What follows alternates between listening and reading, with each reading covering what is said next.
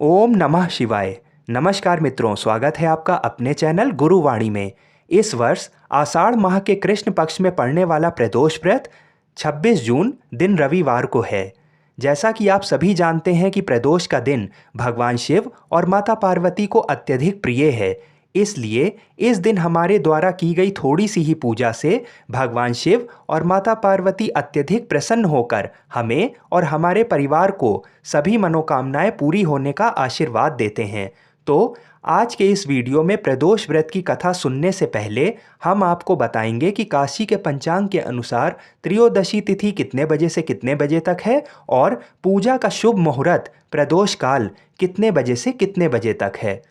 त्रयोदशी तिथि 26 जून को रात में 1:12 से शुरू होकर 27 जून को रात में 3:28 तक रहेगी। तो शाम के समय जब सूर्यास्त होता है तो उस समय त्रयोदशी तिथि 26 जून को होने के कारण 26 जून को ही प्रदोष का व्रत करना सर्वोत्तम रहेगा। 26 जून को सूर्योदय सुबह 5:09 पर होगा और सूर्यास्त शाम को 6:52 पर होगा। पूजा का प्रदोष काल का समय होगा शाम को 6:07 से लेकर 7:37 तक। तो आइए भगवान शंकर पार्वती जी के चरणों का ध्यान करते हुए रवि प्रदोष की व्रत कथा को सुनते हैं। एक ग्राम में एक दीनहीन ब्राह्मण रहता था। उसकी धर्मनिष्ठ पत्नी प्रदोष व्रत करती थी। उनके एक पुत्र था। एक बार वह पुत्र गंगा स्नान को गया। दुर्भाग्यवश मार्ग में उसे चोरों ने घेर लिया और डरा कर उससे पूछने लगे कि उसके पिता का गुप्त धन कहाँ रखा है। बालक ने दीनतापूर्वक बताया कि वे अत्यंत निर्धन और दुखी हैं, उनके पास गुप्त धन कहाँ से आया। चोरों ने उसकी हालत पर तरस खाकर उसे छोड़ दिया। बालक अपनी राह हो लिया। चलते चलते वह थक कर चूर हो गया और बरगद के एक वृक्ष के नीचे सो गया।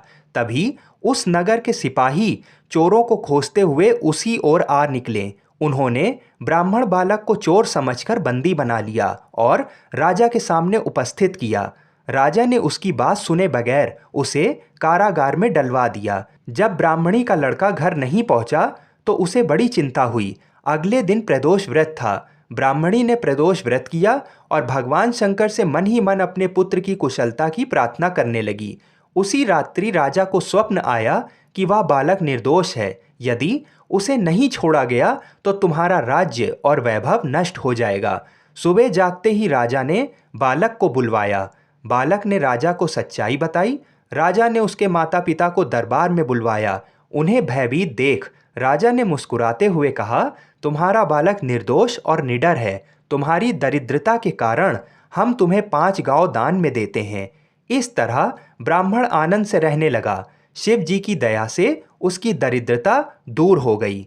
तो जिस प्रकार भगवान शंकर पार्वती जी ने उस निर्धन ब्राह्मण पर कृपा की, इसी तरह भगवान शिव और माता पार्वती हम सभी पर अपनी कृपा करें। इस व्रत कथा को सुनने मात्र से ही हमारी सभी मनोकामनाएं पूरी हो जाती हैं। रवि प्रदोष व्रत की कथा को सुनने से और उपवास रखने से व्यक्ति दीर्घायु और शांति को प्राप्त कर सकता है। बोलिए भगवान शंकर पार्वती की जय।